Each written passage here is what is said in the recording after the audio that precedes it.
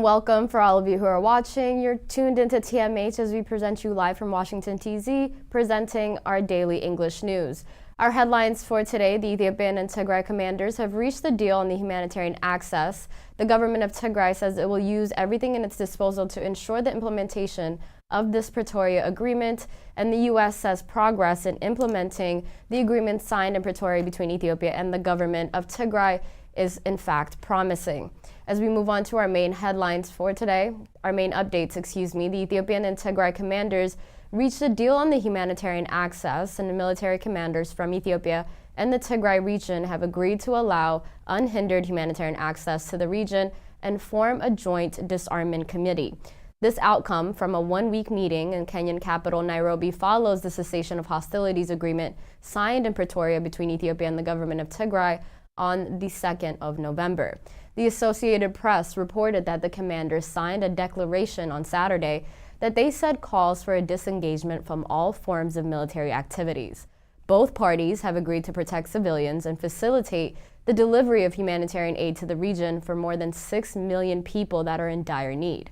According to a copy of the agreement signed by and seen by the AP, the disarmament will be done concurrently with the withdrawal of foreign and non-Ethiopian National Defense Force from Tigray, and former Nigerian President Olusegun Obasanjo, who's helping to facilitate these talks, said that the humanitarian aid should in fact have resumed like yesterday. Olusegun Obasanjo made this remark in a response to a question by a journalist from BBC. I will say to your question about when humanitarian access will begin, in fact, it should have begun yesterday. And as you will have heard from the statement read to you, and indeed from the signed declaration by the two senior field commanders, there will be with immediate effect unhindered humanitarian access. As we sit down here and meet here and talk here, there are people in affected areas of Ethiopia, particularly in Tigre, in Afar, in Amhara, that are dying of lack of humanitarian access. Medicine. There are even those who have been injured in the war front who needed attention. Has been widely blamed for using starvation as one of their main weapon of war in this ongoing conflict. The government of Tigray says it will use everything at its disposal to ensure the implementation of the Pretoria Agreement. And in a statement released yesterday, the government of Tigray said it accepts the peace agreement since the basic principles of the accord can ensure the very survival of the people of Tigray. The statement stressed on points that it says need to be corrected, such as referring to the Tigray delegation as TPLF and the Tigray forces as TPLF combatants, assuring that the negotiating team represents the government and the people of Tigray and not TPLF, as the statement noted. The statement also objected the call for a change in the current government of Tigray, saying that the elected government can only be removed and changed by the people of Tigray and not by the cessation of hostilities agreement. The statement also urged that the humanitarian issues should be given a priority, and the government of Tigray commended all of the participants, including mediators, the African Union, the United States, the government of the Republic of South Africa, and the government of Republic of Kenya, saying, "We also highly commend the UN and EU for their nonstop effort to bringing this negotiation end to the conflict as well." The U.S. says progress in implementing the agreement signed in Pretoria between Ethiopia and the government of Tigray is extremely promising. The U.S. State Department, in a press statement, released welcoming the commitment to unhindered humanitarian access and clarification of cessation of hostilities, implementing the arrangements articulated in the declaration of senior commanders in their meeting that announced on Saturday in Nairobi. And according to the statement, the parties, in addition to more concretely specifying the implementations on the 2nd of November's agreement signed in Pretoria, further committed to cooperate as well as facilitate the delivery of unhindered humanitarian access in the Nairobi Agreement. As the parties implement the commitments they made on the 2nd of November and the agreement's today's declaration that must honor the cessation of hostilities, expedite unhindered humanitarian assistance to all of whom are in need, and protect all of the civilians, deliver restoration of basic services throughout the entirety of the northern region of Ethiopia, as well as begin investigation of and holding accountability for the human rights abuses that have taken place. The U.S. Department said, when it remains, but progress is promising, and that this gives the Ethiopian people and the reason for hope. The United States will continue to support the implementation of the agreement that took place on the 2nd of November, as well as the efforts to achieve a long-lasting peace within the Horn of Africa. In other news, the French newspaper Liberation paints a less optimistic picture, calling the peace process launched in Pretoria an uncertain race strewn with pitfalls. 2 agreements signed in 10 days by the Ethiopian government and the regional authorities of Tigray, finally promising peace after 2 years of civil war in the north of the country, but in reality, nothing is yet decided in this conflict, and undoubtedly the deadliest in the world today. The newspaper wrote and attributed the uncertainty to the Tigray region in northeastern Ethiopia, that the scene of the bloody battles and the cruel abuses cut off from the world, and journalists and humanitarians are prohibited from entering the region.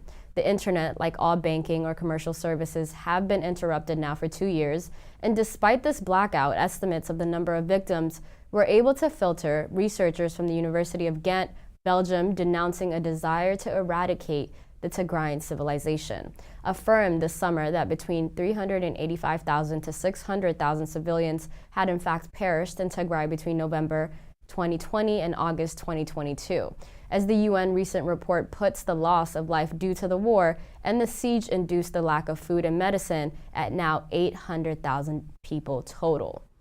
New atrocities feared in western Tigray as 3,000 men are moved out of concentration camps to unknown and undisclosed destinations. According to Tighat sources, on the evening of the 9th on November 2022, the Amhara officials took out thousands of ethnic Tigrayan men from multiple concentration camps in western Tigray, where they have been languishing now for the past 2 years, loaded them onto trucks and took them to an unknown destination. A total of 23 trucks from concentration camps as Dansha, Maikadra, Adebai, Hadush, Beit Hintzet, and filled with about 3,000 innocent Tigrayan civilians who have been tortured, starved, denied of medical help at these Nazi-like concentration camps now for 2 years, have moved in the direction of Adugoshu, another town in western Tigray. Only God knows what will happen there or what will happen next to them, as sources told Tighat Media. And according to eyewitnesses, Amhara officials and militants last Wednesday in the morning separated 81 Tigrayan scholars, diplomats, degree masters, master degree medical doctors, teachers from Hadush, Beit Hintzet, and Humera, and the biggest concentration camp in Humera town, put them on a bus and drove them towards the Gondar area, and nobody has heard from them since. The memory of Tigrayans regarding those who were taken out of various concentration camps in West Tigray linger, and barbarously massacred and their bodies thrown to the Takaza River or on the fields for hyenas and vultures to flesh out and eat. It is also to be remembered that the Amhara officials and their militants abducted hundreds of Tigrayan civilians and took them to Eritrea in April of 2022 in crystal clear attempt to erase every single trace of Tigrayan ethnicity that existed across western Tigray.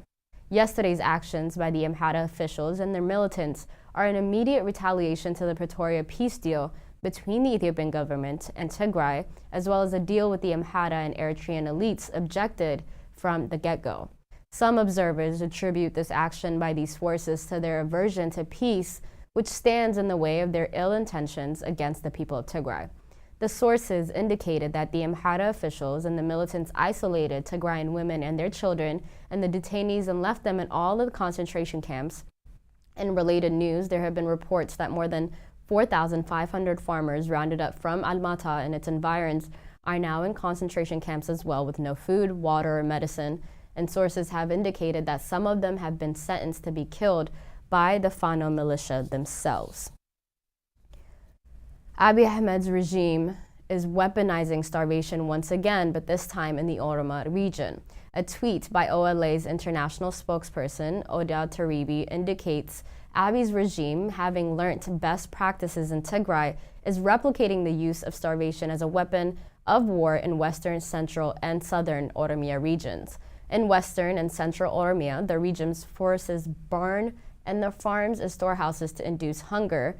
In southern Oromia, they've limited transportation of aid to drought-affected areas. And OLA's international spokesperson said that the regime's reports to these actions by way of punishing civilians for its failure to in fact achieve military victory. In other news, OLA has terminated 2 drone operations in an operation that it carried out in Bishoftu. According to the Military and Foreign Affairs Network, OLA obtained intelligence information that drone operators were staying at the Pyramid Resort Hotel, not far from Ethiopia's Air Force headquarters, and launched an attack, killing 2 of Abiy Ahmed's drone operations. In related news, once again, the Oromo Liberation Army announced that it has taken control of the entire district of Chobe in West Shoa Zone. In an operation that commenced in Chobe town this morning, OLA removed PP forces and took control of the town. Subsequently, OLA carried out a mopping up operation in the town and freed all political prisoners that were in fact being held in the town, and also captured a sizable cache of the weapons in that area as well. That wraps up our news for today. Thank you so much for tuning in. Bye-bye.